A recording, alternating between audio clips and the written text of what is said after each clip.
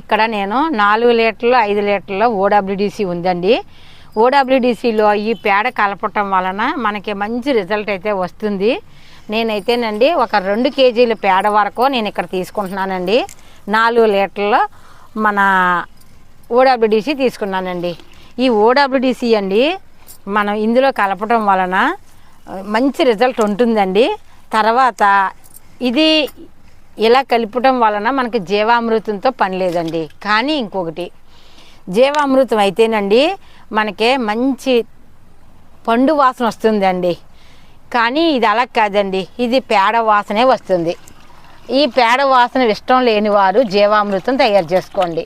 మాకు ఈ వాసన అలవాటేనండి, భరిస్తామండి అనుకున్న వారు ఓడబ్ల్యూడిసిలో వేసి చక్కగా వేసుకోండి. కానీ ఈ వాసన మాకు కిట్టట్లేదండి అనుకున్నవారు చక్కగా జీవామృతమే చేసుకోండి.